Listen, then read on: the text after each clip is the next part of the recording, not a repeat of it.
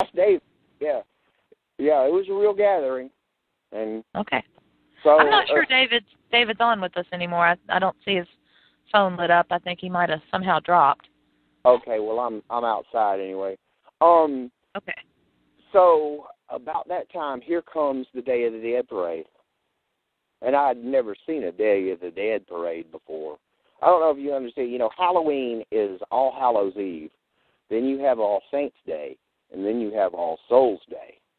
And on the evening of All Souls Day, it's an old tradition to have, a parade where you take your loved ones who have passed on and deliver them.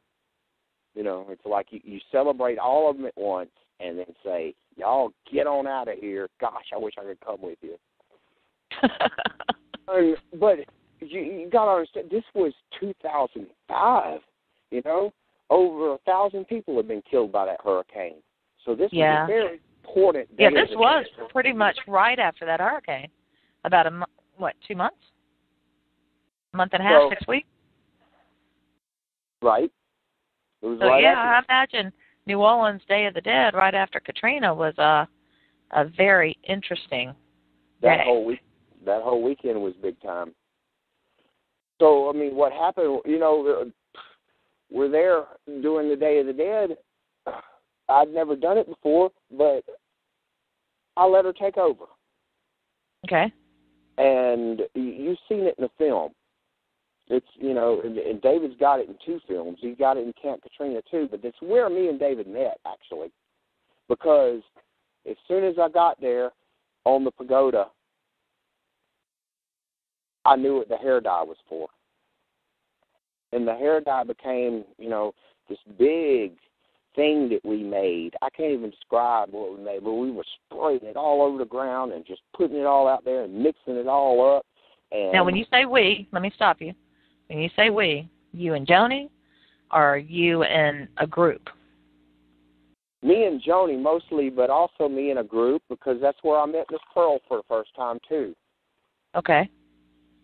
And, it was the point I wanted to make about the hair dye is that once I got it all mixed up and I spread it all over my face, it looked like I was covered in blood to a casual observer, who didn't know it was just hair dye. In fact, I had a couple who asked me, are you injured? Why are you covered in blood? I'm like, no, it's hair dye. Look. And but that was when Miss Pearl first came up to me and said, "We love you, Charlie. We're so glad you got here, Charlie. We called you here, Charlie." And then she went off, marching on off with the parade. But the thing about it, me and Miss Pearl are good friends now. You've met her. Yes. But at that point, we had never met before, and she called me Charlie. She knew my name.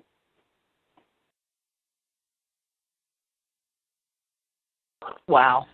Yeah, where do I go with the story?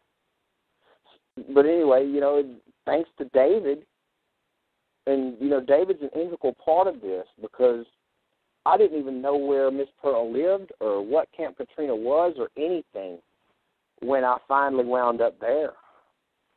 It was just strictly on faith that Joanie told me to start walking down the street. Now, I didn't know New Orleans. I just started walking down the damn street, and I turned down a street called Independence. And that's where David ran into me, and he said, "Hey, I know you. I recognize you. You're the street sweeper. Where are you going?" I told him, I said, "I have no idea where I'm going. I have nowhere to lay my head." And he said, "Well, then you come, you come to this address right around the corner. It's a block away. I'll go tell them you're coming." And that was Camp Katrina. Yep. Okay. My very first night there, David introduced me, and then I met Miss Pearl's husband. I hadn't seen Miss Pearl yet, but I went and I slept in this tent, which is a whole other story.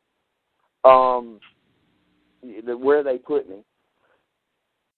And I woke up the next morning, the sound of Miss Pearl screaming, "What is this mess?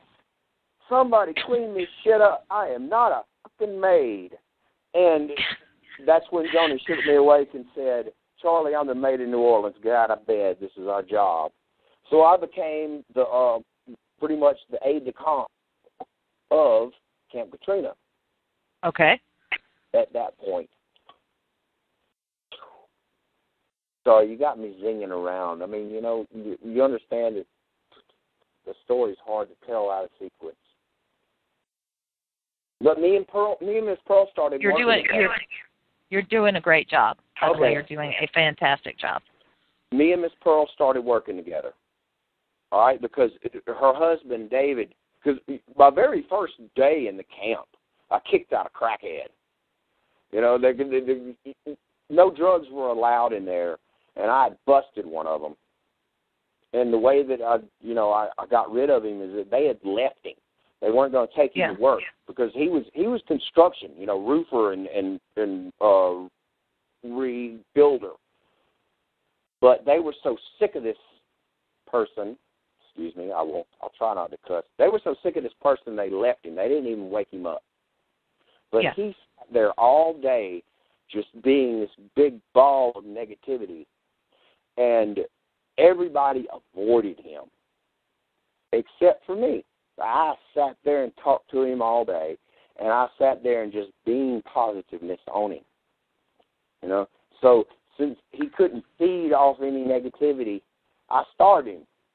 So when David showed back up, he was too weak to fight back, and David kicked him right out of the yard. Not filmmaker David Cross, Pearl's husband. Okay. Okay. All right. So that's when Miss Pearl said, "Oh, okay, I see what you're doing," and she called me the cleanser. She said, "When you come, the evil leaves." Wow.